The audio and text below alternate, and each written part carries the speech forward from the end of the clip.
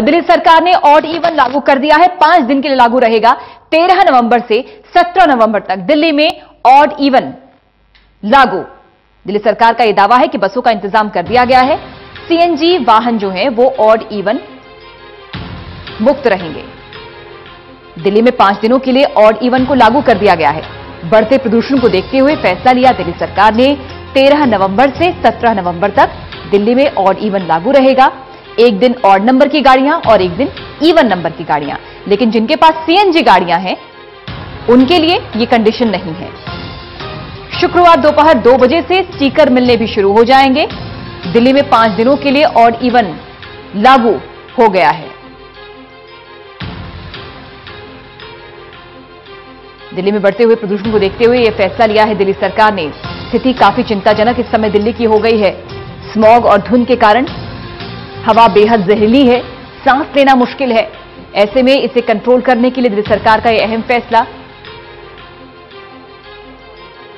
5 दिनों के लिए ऑड इवन लागू किया है दिल्ली सरकार ने।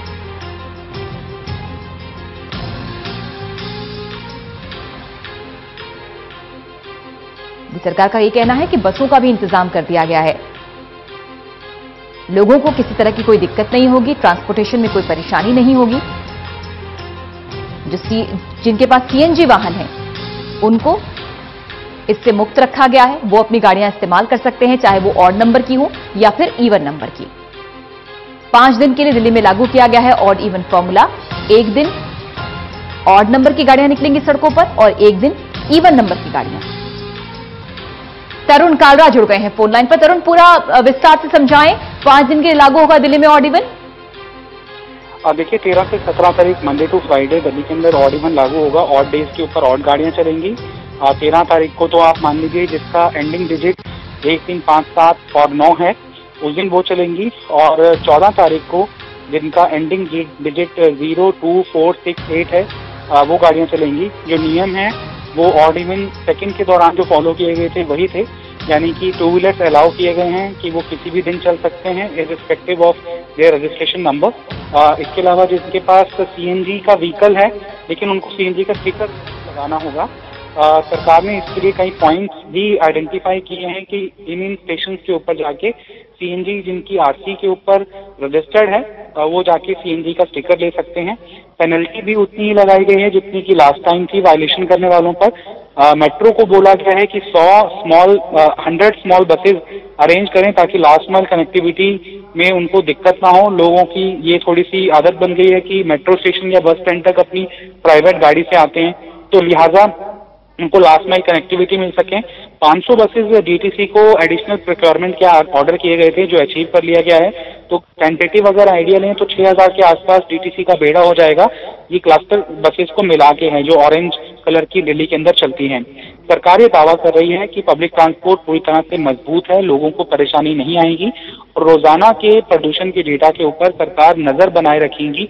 और जैसे ही पता लगेगा कि एक 5 दिन का पीरियड इनफ है ऑड इवन का दिल्ली के प्रदूषण को काबू में रखने के लिए, उसके आधार पर आगे का फैसला लिया जाएगा कि इसको आगे बढ़ाया जाएगा या नहीं बढ़ाया जाएगा।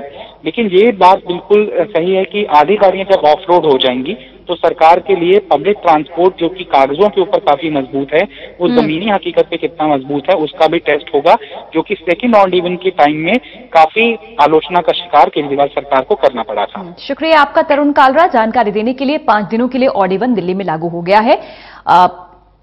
और क्या कुछ कहना है दिल्ली के परिवहन मंत्री कैलाश गहलोत का, आइए सुनवाते हैं आपको। दिल्ली में जो प्रदूषण पिछले कुछ दिनों से चल रहा है सभी को उससे बहुत दिक्कत हो रही है। आज सुबह सीएम साहब ने भी जो पोल्यूशन कंट्रोल स्टेशन इनॉग्रेट किए उसमें भी कहा कि as a government also we are very concern and as a individual also we are very concern. असली जो कारण है इस पूरे पोल्यूशन का इंक्रीज होने का कारण, जैसे कि लगातार हम बोलते आ रहे हैं कि इट इज नॉट वो बड़े दुख की बात है। डीटीसी 500 नई बसें प्रोक्योर लेगी थ्रू प्राइवेट कॉन्ट्रैक्टर्स। हमने डीएमआरसी को कहा है कि 100 छोटी बसें वो उनका इंतजाम करें। उन्होंने वो पूरी कोशिश कर रहे हैं कि 100 और बसें छोटी बसें आए।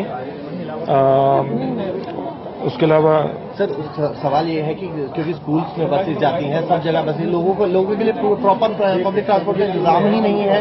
आप खुद पहले 1000 बसेज का ऑर्डर दे चुके हैं क्योंकि 2000 बसेज का शॉर्टेज में है, और ऐसे तो 2000 से अचानक से ये ऑड नहीं, अचानक ऑड इवन नहीं है। आप ये सवाल मुझे समझ में नहीं आ रहा कि आप बाबा क्यों कर रहे हैं। पहले जब ऑड इवन नहीं आ रहा था तो कह रहे थे ऑड इवन कब करेंगे, अब आप कह रहे हैं कि ऑड इवन अचानक क्यों आ गया।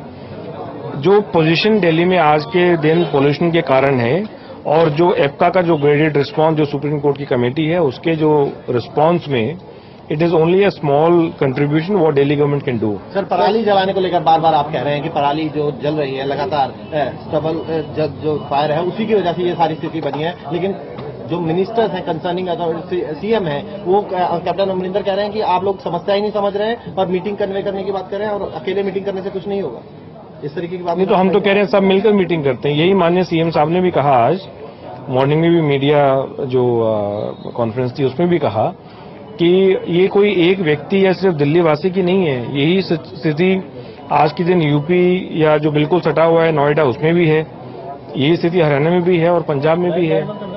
तो ये पूरे नॉर्थ इंडिया की प्रॉब्लम है। तो मेरे ख्याल से हम सबको एक साथ आकर जो राजनीति है उसको बिल्कुल हटाकर in the interest of public, I think अभी मीडिया के बंधुओं ने पूछा था भी पीएम को मीटिंग कन्वीन करनी चाहिए। तो on behalf of all Delhi residents I am appealing to honourable PM that he must convene a meeting of all adjoining state CMs. We will reply when the time comes. So it's in Patiala House Court that your assets were not fully declared in your, and your name is there as well, that you did not declare your assets in your affidavit. I'm saying we will give reply when we receive notices. We'll give reply. No issues.